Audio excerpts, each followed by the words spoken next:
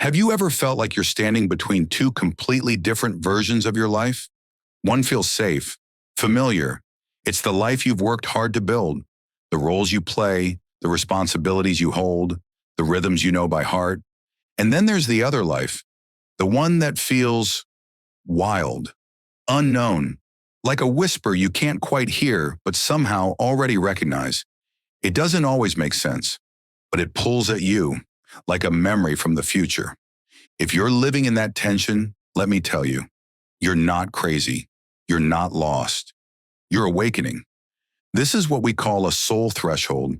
It's that in-between space where the ego starts to lose its grip, and the deeper parts of you, what Jung called the self, begin to rise. Now, when Jung spoke of the self with a capital S, he wasn't talking about your personality or your resume. He was talking about the full you, the conscious parts and the unconscious, your dreams, your shadow, your instincts, your connection to something bigger than your mind can hold. And when the self begins to activate, life starts to shake. Plans fall apart. Certainties dissolve. Relationships shift, sometimes in ways you never expected. You might even start to question your own identity. But this isn't destruction, it's initiation. Your old life isn't being taken from you. It's being transformed. And no, it doesn't speak in straight lines or step-by-step instructions. It speaks in symbols, in synchronicities, in emotions that rise up from somewhere you can't name, in dreams that feel more real than waking life.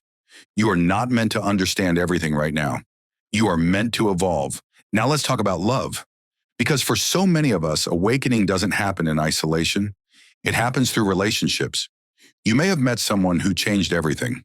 Someone who showed up like lightning, unexpected, undeniable, and now you can't go back to who you were before they arrived.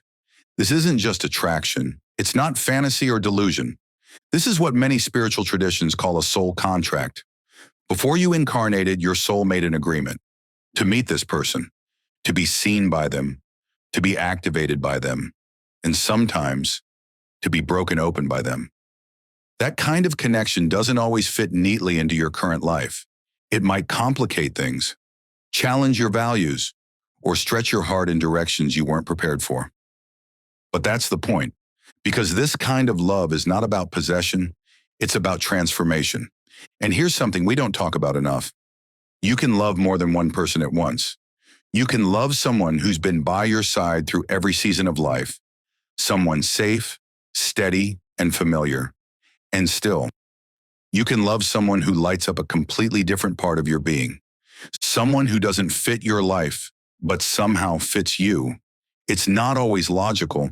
It's not always right by the world's standards, but the heart doesn't follow the rules.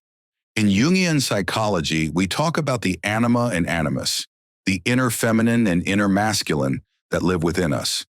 When you meet someone who reflects that inner image, it can feel cosmic, like meeting yourself for the first time, but through someone else's eyes. And that's why it feels so intense, so faded, so painful when you try to ignore it. But here's the hard truth. That kind of connection doesn't always mean you're meant to be together. Sometimes it's about becoming together, becoming more awake, more honest, more whole. And maybe this will sound familiar.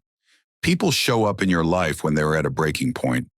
They open up to you, they heal in your presence, and then they leave. Not because you weren't enough, but because you were exactly what they needed at that moment. This is the archetype of the wounded healer.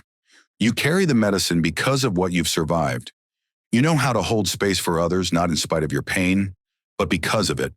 But not everyone will understand you.